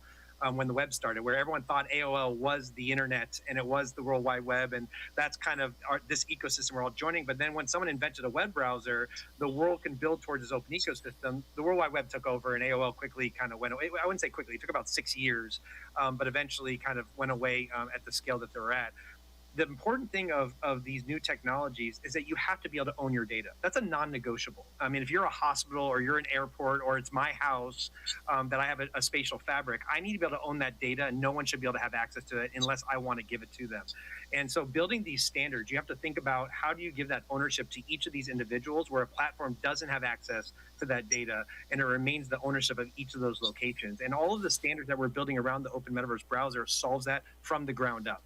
And it's really important that airports and hospitals and your houses, they can build it on your own server. You can pick and choose the data centers you want to use. You can pick and choose the partners, or run it on servers in your own house if it's cheaper for you to do that.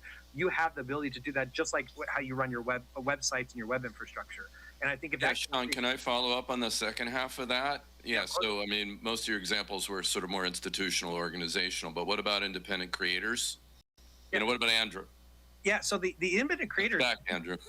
I mean, I'm going to give you one example, and Tony, you're going to remember this. Have you heard of a place called Altspace? And so all the creators, they gave their data to the platform. That was the cost of participation, right? So if you wanted to participate using their technology, they owned your data from the start. In fact, when you click that I accept in the terms, it likely says those data, this is the complete opposite. I can now build my own website, my own space, and people can easily go there, and no one can take away my data, my assets.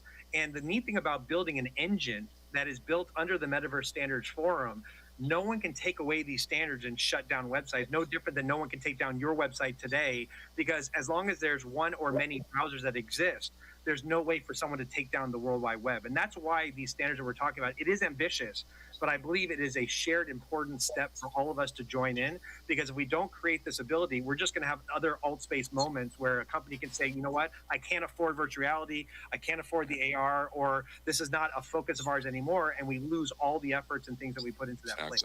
Yeah. Now, but we were also, I think, talking about cost, right, Andrew? You're asking not just about the data ownership, but like what is the cost of ownership for you hosting a world or whatever, right?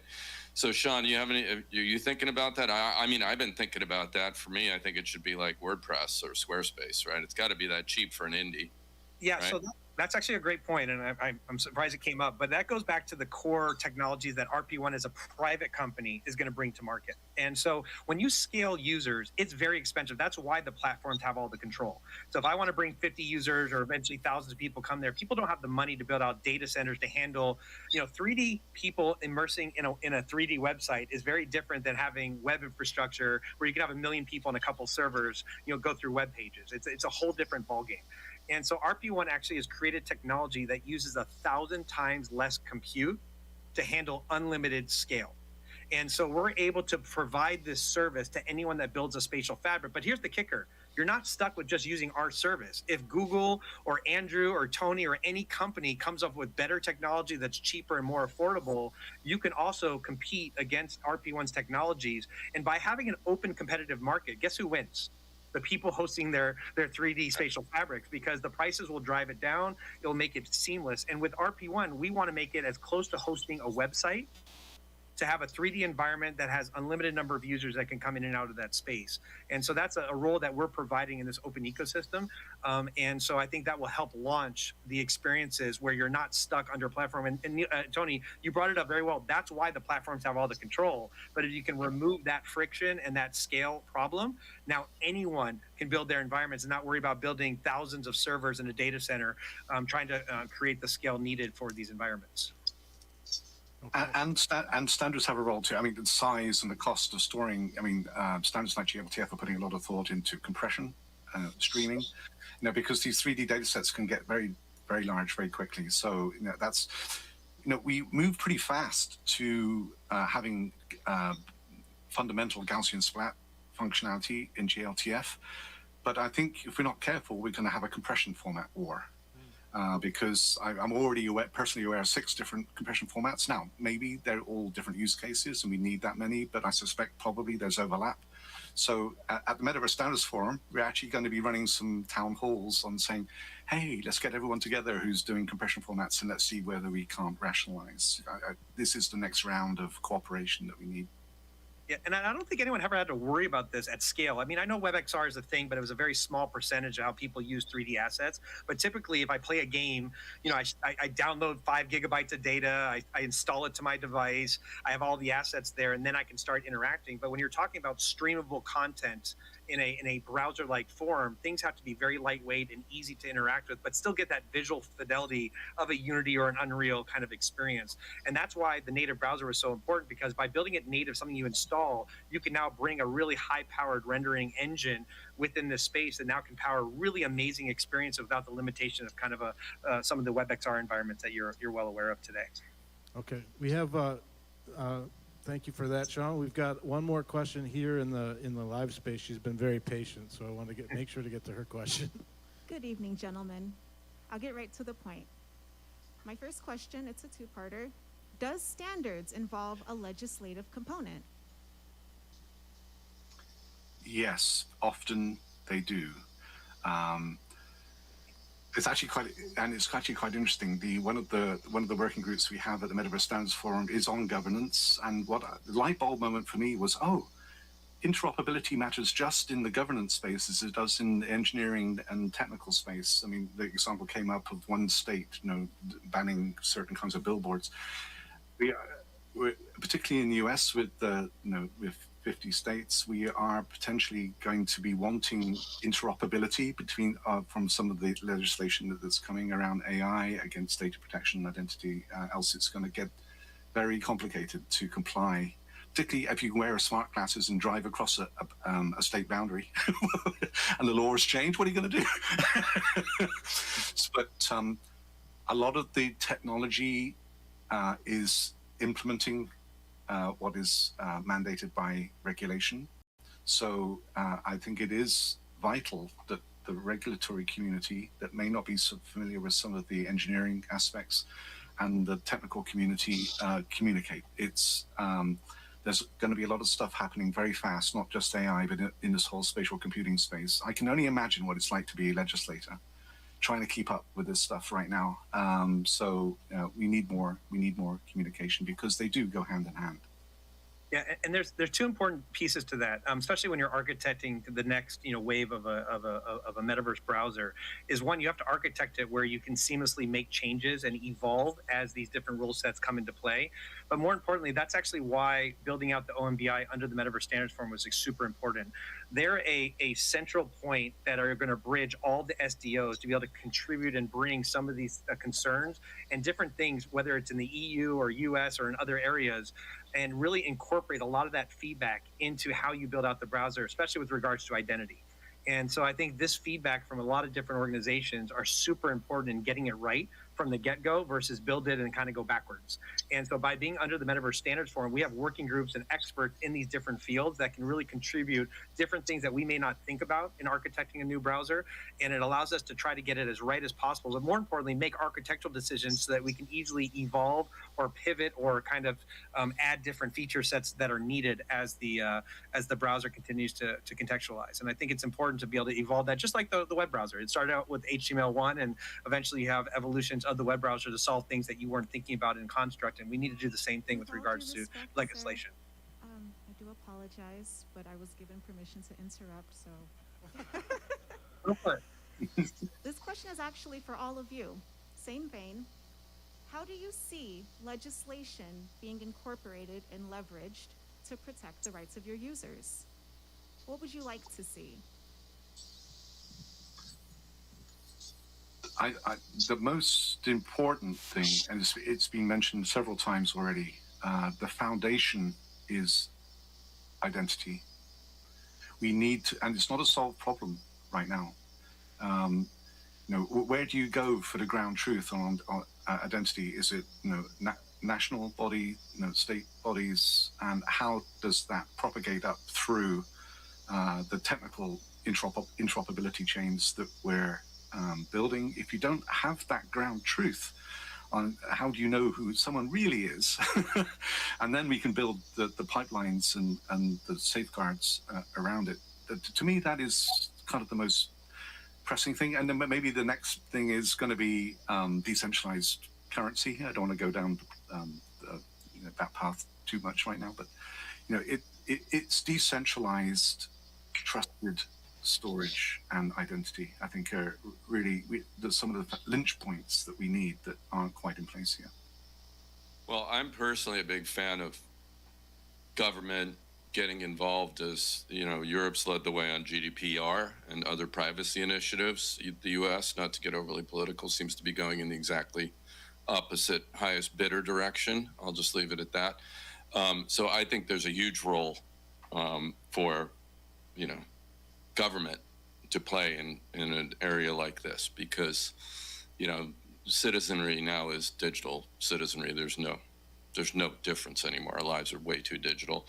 And it's a huge problem in the current web, and it's, as we've already discussed at length, is going to be a bigger problem in this open metaverse. Yeah, I think it's it is definitely, there's some negative aspects of it, but I see this as an opportunity to get it right, with the metaverse. I think the identity component is super important, as Neil and Tony have mentioned, and you have to have the ability to control all of your information. You should be able to roam around the metaverse and no one knows who you are. You should be able to only give up information. Let's say it needs to know your age. It may not know your exact age, but you should be able to set parental things that says, hey, this is a child that's 15. I'm not going to tell you exactly the age, but you're going to know that they can't enter your space because your space is rated at a certain thing. And I think we also have to be able to pivot, or if you're in different locations around the world, there may be different identity components that are necessary because of legislation. And so then it comes down to the architecture. And our goal is to not reinvent identity. There's a lot of amazing projects like DID and a couple of others that are really looking at the blockchain and other ways to manage your identity. And I think if we can create standards around identity and allow for the different areas around the world to add their different components. So as you traverse the area, you would just have to comply with those components. And what's neat about having services and the software that's open and built in the open is that it should be really easy to add that stack as you traverse the world, so you can comply with the different regulations as you walk around the real world. But this is a real problem and things that we have to think through. And the more experts that we have and the more people contributing to the discussions, the better that we can get it coming out in the beginning. So I think it's if it's something that you're very passionate about, I suggest you join the Metaverse Standards Forum and bring a lot of your views within that working group, and hope that they're incorporated into the Metaverse Standard Browser project. All right, we have one more question coming in from YouTube, and then we're gonna probably have to kill it because we're running over time here. So I'm gonna preface this with, please limit your answer to 30 seconds. How do we get XR to overcome the general comfort and friction issues that hold normal people that want to use XR technologies from using it? This comes from Arc Reactor on YouTube, saying that he's a guy that uses VR chat, has a VR treadmill, but at the same time, that is not most people. Most people don't wear headsets every day. Headsets, too much friction, XR can't be dependent on VR headsets, period, full stop. It's just it's too specific and limited a use case. I will yield my remaining 5 seconds to the next respondent. Can I take his extra 20 seconds? So I go to 50 seconds. I think to us, it's being device agnostic. I think all devices need to work with the technologies, and you should be able to use a mobile phone or a desktop. And if you so choose to be more immersed, so if I can join someone in the real world at an expo or a meeting or whatnot, and I really want to feel like I am there in the real world, there is a massive use. I believe VR actually becomes more important once AR glasses are prevalent in the real world. And so to be able to join someone in the real world, now I do believe that technology needs to get better, headsets need to get lighter, we need to solve some of the sickness things, which I believe there are solutions that need to be implemented, but that just takes time and building a marketplace that needs these devices. But I think making sure that you're agnostic from all devices from the get-go is super important so that you don't have to make those decisions as you use these open ecosystems. Hey, that was more than 20 seconds. 20 seconds. I kind of merged it.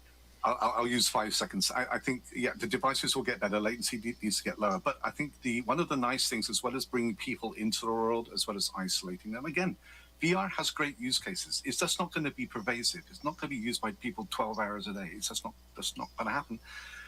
AR, people are a lot less susceptible to the motion sickness because you have a lot more visual cues that are actually in the real world. If it's not totally virtual. So it's an easier solve. So we don't have to wait so long for the good devices. Okay. All right. We made it. And I'm sure we could continue to talk for hours and hours, and hopefully we will offline. But it's time for closing remarks, and here's how that is going to happen. So each panelist will have 20 seconds, not 30, 20, to give a closing statement. And then Andrew will give his closing remarks, I'll give my closing remarks, and then we have a little bit of housekeeping. Usually there's some filibuster here that you do to let people think of their answers or something, but that's what I'm doing. I'm filibuster. So anyway, let's have Sean go first. 20 seconds, Sean. 20. You know, we have a choice. We're at a massive pivot point where we can all come together and build open ecosystems where anyone can build any component of this space. And I think that's super important for us all to thrive, make a living, and really build an economy together and an ecosystem together. So please join the open ecosystem, join Metaverse Standards Forum, have your voice heard, and join the movement that's going to create the open metaverse. Thank you. And let's see, Tony, you want to go? Everything Sean said, I think we've got to walk before we run, which is why I'm excited about the modest little project I'm working on. I think together we can beat the drum of this vision of the future and align on that. And then it gets to become a production and engineering exercise in a way. And I would just say that Neil and I, at least, have been doing this 30 years. We've got some success in that area. We built a few standards now that have actually stood the test of time and people are using worldwide. So join us. Let's work on this together. Thank you. And Neil? I was going to say the same thing. I mean, now is the time to get involved. Get involved in your local standards organization or join the forum and get a whole bunch for the price of one.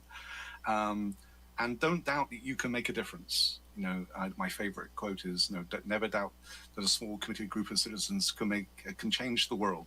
Indeed, nothing else ever has. So please, do get involved. Amen. And Andrew? Well, I have to say, probably due to movies and TV shows and my own social media consumption, that I have been terrified of the future of that dystopian view of constantly being inundated with various different things. But thanks to today's panel, I am moderately optimistic that these things can change and that we can have a future that actually incorporates this and is a fair playing field for everybody. So I just want to say thank you very much to you all and to everybody else who's involved in this type of thing, moving it forward. Hopefully. All right. I want to thank all of you for your closing remarks. I agree with all of it. And I would just want to say I'm really excited to reclaim the word metaverse. A good friend, Avi Barziv, in one of his talks at AW when Meta changed their name to Meta, said that they had licked the cookie and taken the metaverse name. But I think we can take it back. and we can take the whole cookie back, and we can build. I'm just really excited to see these standards become adopted, and there's just so much more to build. So now I guess we move on to housekeeping. A little bit of housekeeping here. We hate asking for money, but as a nonprofit, we need to prove the value of our program, and so our goal is to keep this event free and accessible to strengthen the XR community.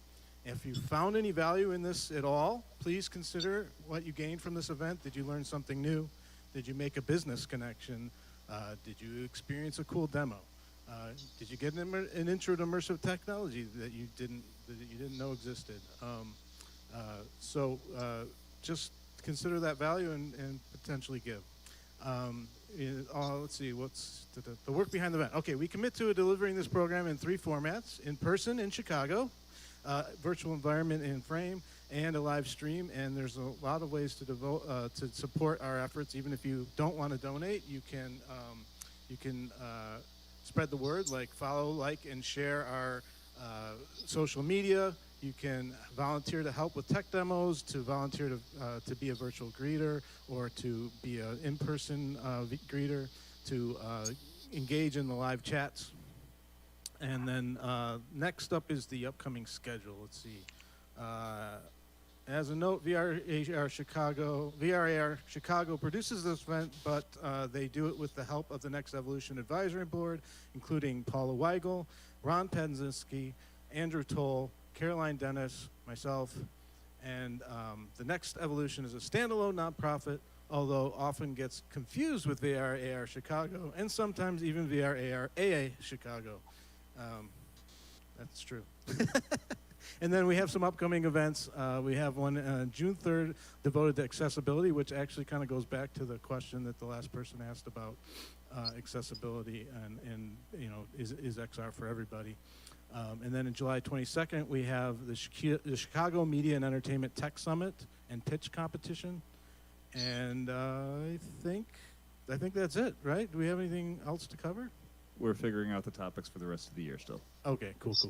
I really want to thank all of our panelists for coming. It exceeded my even really high expectations for all of you. I really appreciate you coming and joining us. And let's take the conversation further. If you're here in the room, feel free to hang out, have a drink, have a snack. If you're in the virtual space, feel free to continue to chat amongst yourselves. But thank you everyone for coming out. Really happy that we could do this. Thank you.